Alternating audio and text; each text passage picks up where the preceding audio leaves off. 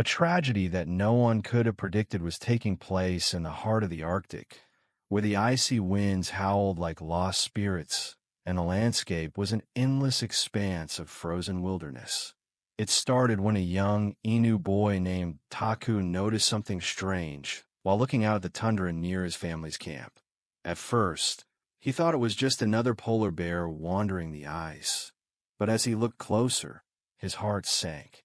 The bear's pristine white fur was marred with horrifying crimson patches that moved alive, writhing like thousands of tiny barnacles cling to its body. The boy alerted Arctic Wildlife Rescue, an elite team known for daring missions in the most hostile places on Earth. And within hours, a small plane, carrying 4 specialists in bright red winter gear, touched down on the expanse. The team included Dr. Elena Corin, a parasitologist with unrivaled determination. Lucas, a composed former military medic when they got close to the bear, which was now lying on its side, close to the edge of a frozen lagoon. Inari, a skilled Inuit tracker who knew every inch of the Arctic.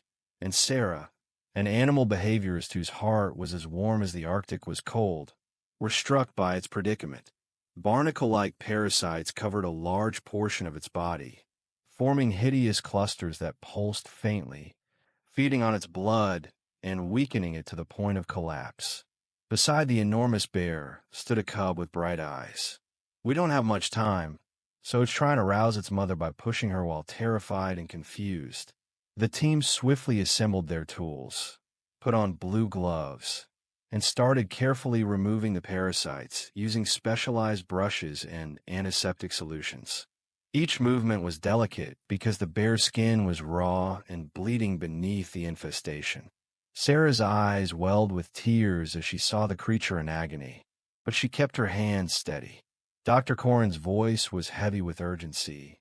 "Mary, if we don't act now, she won't survive." Softly whispering to the cub to help it relax, "This isn't natural," Inari whispered, keeping his keen eyes on the horizon for any indications of danger. As the team worked, the bear let out a low, mournful sound that echoed across the ice, a sound of pain, but also of trust and a plea for help.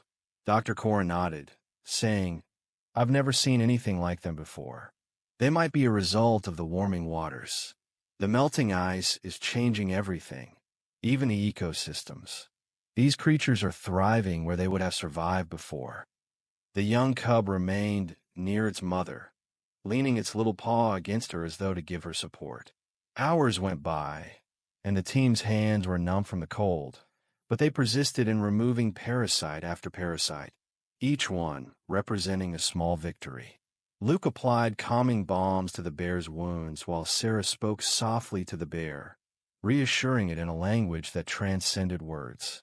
Finally, after what seemed like an eternity, the last of the parasites were removed, and the bear, although weak, started to stir. Its massive head lifted slightly, and it looked at the team with grateful eyes. The cub let out a high-pitched cry and nuzzled against its mother in a gesture of love that warmed everyone in attendance. The team watched as the bear slowly rose to its feet, initially unsteady, but with the cub by its side, it started to walk each step stronger than the last. The sight filled the team with a sense of triumph, but also served as a sobering reminder of how fleeting life is in the Arctic. The team stood in silence as the weight of the situation settled over them.